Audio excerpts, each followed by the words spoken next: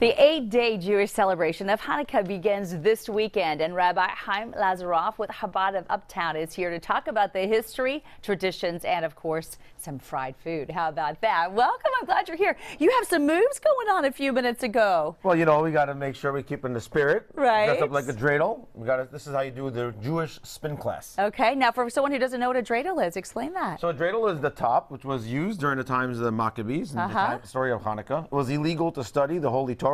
And so when the authorities came and would catch the classes in session with the little children, the children would pretend like they were playing with tops. And you spin it, and whatever side it lands on, that's how you win. There's 4 letters on the dreidel, and each letter represents another way of winning the whole pot, nothing, or half the pot. And so I want to figure it out. I'll dress up like it. The Jewish spin class. Now, all of this begins on Sunday. Is that correct? Tell me a little bit about how long it lasts and what you are celebrating. So the holiday of Hanukkah is 8 days. Okay. It begins on Sunday night.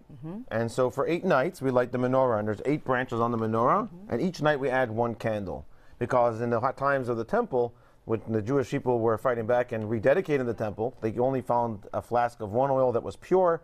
And then miraculously, that lasted for 8 nights. And they beat back the enemy that was trying to stamp out their traditions, and it became a symbol of Jewish freedom, and therefore religious freedom for all.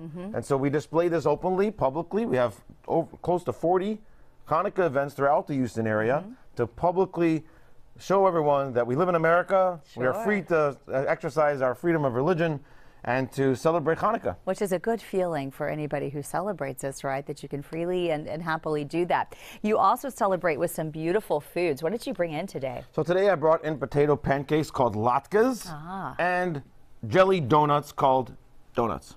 In Hebrew they call it sufganiyot, and they are fried in oil because this is the holiday of oil. And so we eat fried foods, very healthy, right?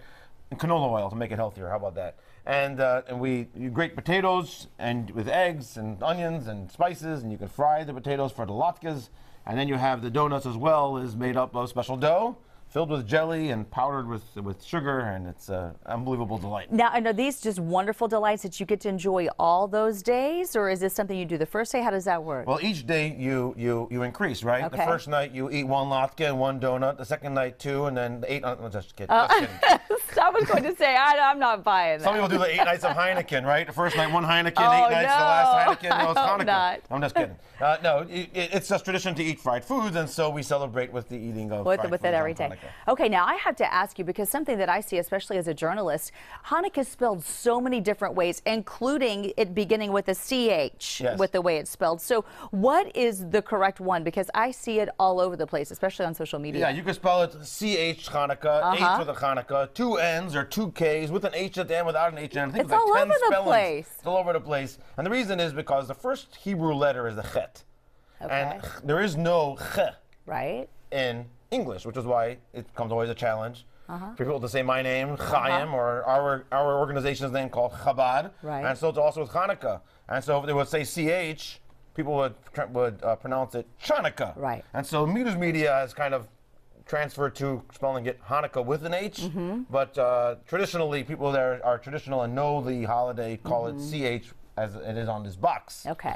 So Hanukkah. There you have. What a great lesson you have given us today. I love your enthusiasm, your sense of humor, and those dance moves earlier were just spot on. You want to give us a little bit more? Oh, that would be fantastic. Okay. We got to keep on dancing. All right. We have to always make sure the music is up. Let's go. All right. All right. And I need to learn some of this, so we'll work on that.